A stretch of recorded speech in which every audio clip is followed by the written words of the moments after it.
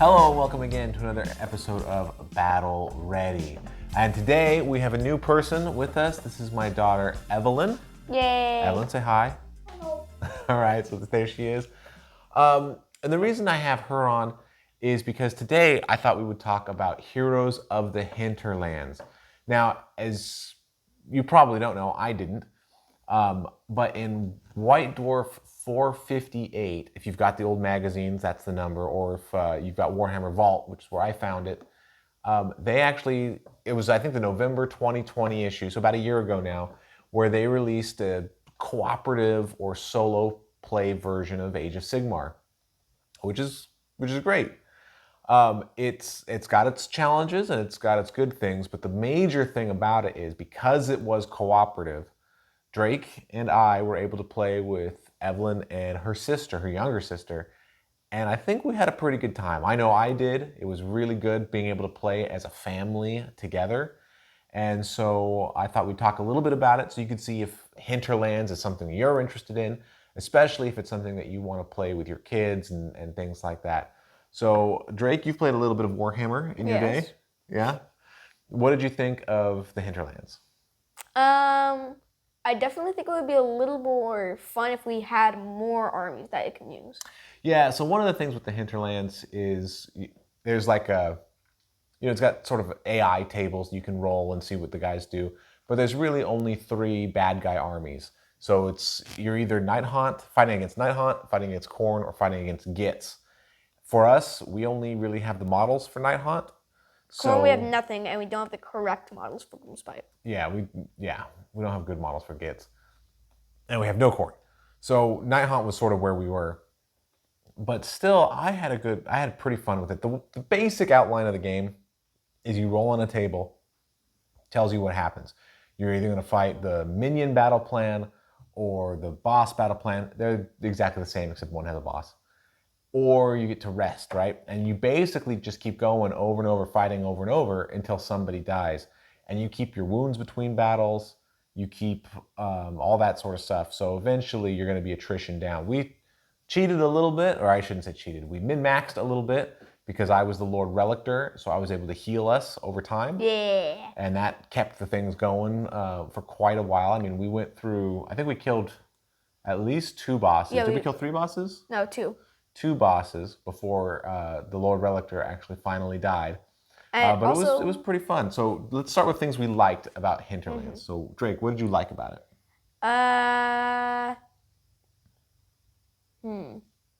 Okay, that's not a good sign. Well, while you think about it, Evelyn, what did you like about it? I liked how my sister and I were working together. Yeah, you liked how everyone's on the same team, right? No one's fighting each other. That was pretty cool. It's good because, especially with younger kids who may not be ready for a full Age of Sigmar game, since we're all on the same team, I was very able to help. I was able to speed things along. I was able to really go for it, and it still gave a lot of narrative. So we explained how, we got to this point and we killed this guy, or he dodged this attack, and it was really pretty fun. You have something you like about it? it has a narrative play to it without being the long version of Path to Glory. Yeah, it definitely has narrative to it that's not Path to Glory, so you don't have to have an aftermath sequence really and that sort of stuff.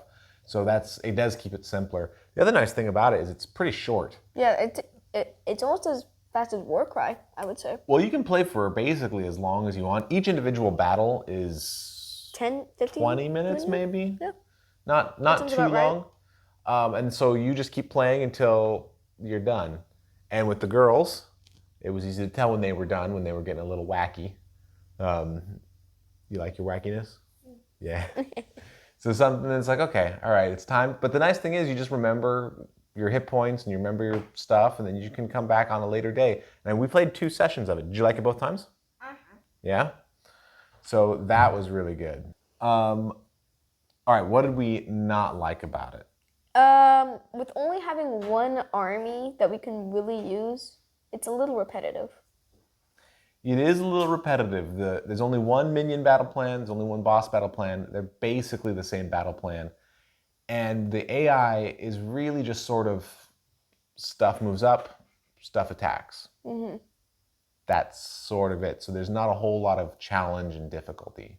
Unlike normal against an actual player who has it. Right. And their turn is pretty truncated. Also, it was made for 2.0. So there's no cool boys, which actually would be kind of cool for Heroes of the Hinterlands. Well, yeah, but there's not a lot of cool boys. Villains. There's only 3 villain armies, right? Yeah. So, but it's not an insurmountable hurdle, right? You just play it, and the hero turn goes basically through all the same phases. So you just do everything you would normally do, and then the villain turn is a little bit truncated. Was there things that you didn't like about it, or was it all fun for you?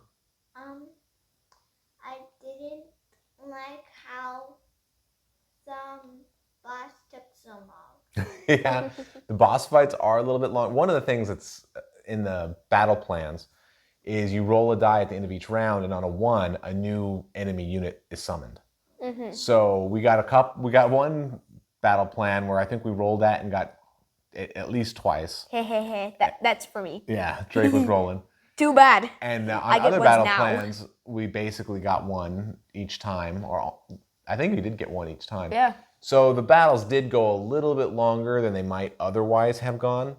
But like I said, the nice thing about it is, all right, after the battle, you can just say, all right, we're going to stop here. We'll come back tomorrow. We'll come back some other day and keep playing. So I guess the bottom line here is, do you like it enough that we should play it again sometime? What do you think, Drake? Yes. Yeah? Yes. You would play it again even though it is a little bit repetitive? Yes. Why is that? Why would you keep playing it? Because there's loopholes. There's loopholes? There's several loopholes you can use. Because in it, I was the Night Judicator? and I was able to have Griffhounds. So that gave us an extra 4 health on the battlefield. Yep. At least to start, and then those Griffhounds Eventually died. sadly departed us. Eventually. Evelyn, would you play it again? Yeah? What did you like about it? Why would you want to play again? Because it's fun. Because it's fun. Well, I can say all that, the reason you need. So Drake is 9. Evelyn, how old are you? I am 7 years old. Yep, and she's got a little sister. And the thing is, they all had a good time. And it was really, really fun to play with the kids, to introduce them to a little bit of wargaming, to talk about what was going on and to make this story about it. And what was your character, do you remember? Mine was the